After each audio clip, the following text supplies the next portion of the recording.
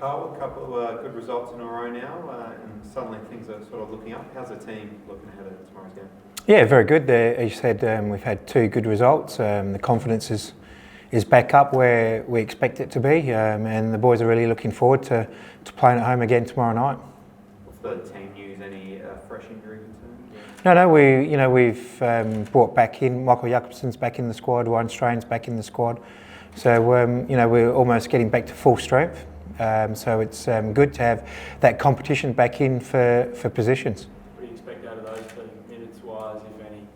Yeah, look, as I said, we've got a strong squad out for tomorrow night, so I expect them both to play majority of the match.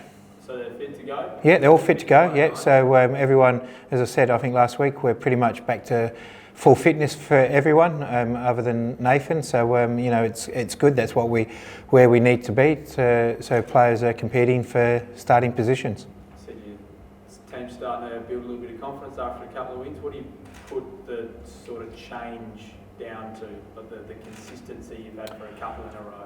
Yeah, look, it's something that we've been building. We started the season like this, and then we had that little break, and we struggled to find our feet again, and it's just taking a little bit of time, and it's going to take time with the squad that we've got, and that's why it's so important that we need the full squad available, and we've got that now, so I'm looking forward to having a good run, building on from those two wins that we've already had, and it's important that we get another victory tomorrow night.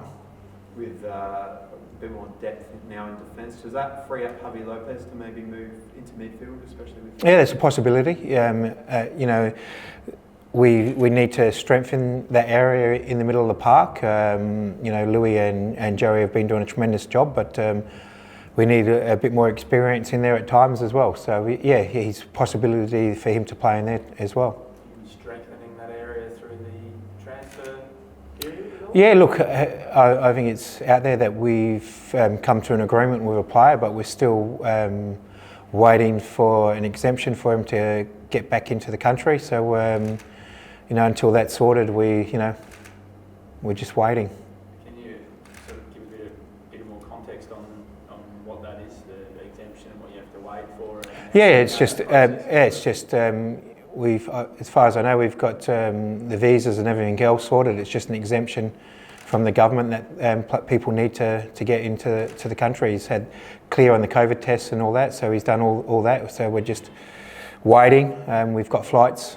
We keep booking and cancelling flights. So it's just a matter of, as soon as that exemption comes through, he jumps on the first available plane and gets into Australia. I suppose that's a name that you want to reveal? Until it's all done and we get him in the country, it's not done.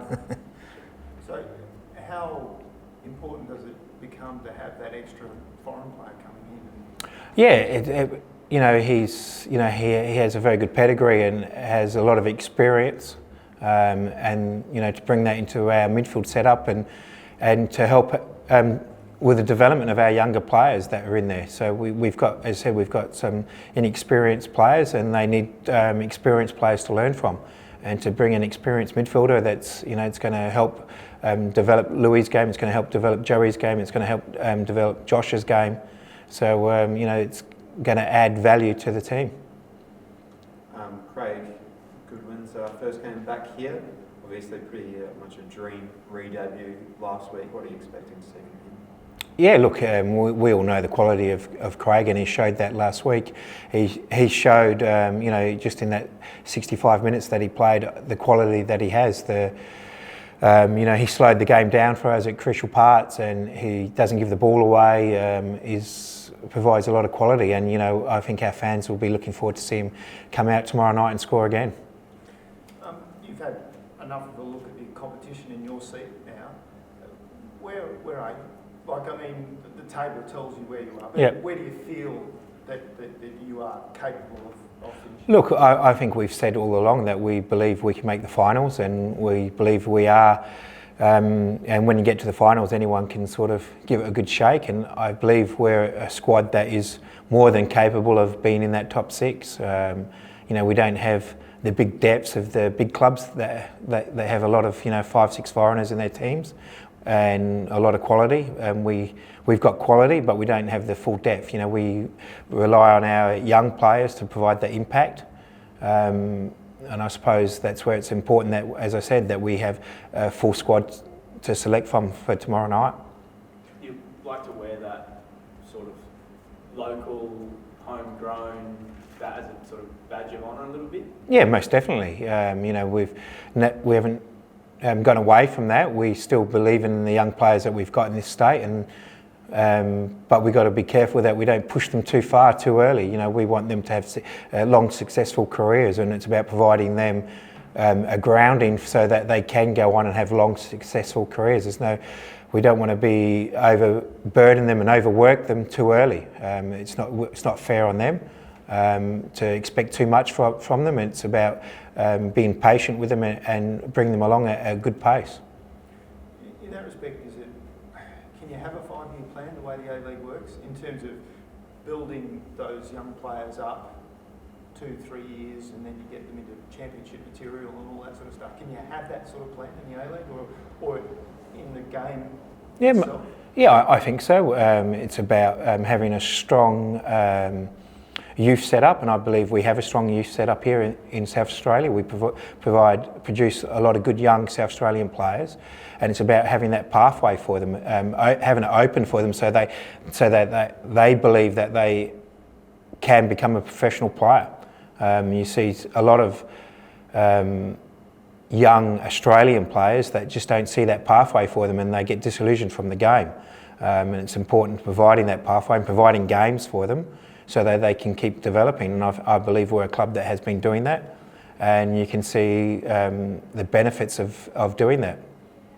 Tommy Urich as well, last time he was here, obviously he scored that controversial hat-trick, I guess you'd say. How's he tracking with his groin? Yeah, look, Tommy is coming along nicely. It's, you know, we expected him to play last week, and he just was quite not there. So, you know, he's had another week on the track, so he's in the squad, and we expect, you know, him to, you know, provide the goals for us for the whole season. You know, that's why we brought him here, to score goals, and he did that last time at home, and we're looking forward to him, you know, to keep scoring goals right through the whole season. With all these players coming back in now, you must have a bit of a headache on your hands about who's not only got to not make the starting 11, but who's not going to be on the bench. Yeah, most definitely, and that's what you want as a coach. You want those players to be pushing each other to provide that competition, and that's how you have success. You have success by the players pushing each other along.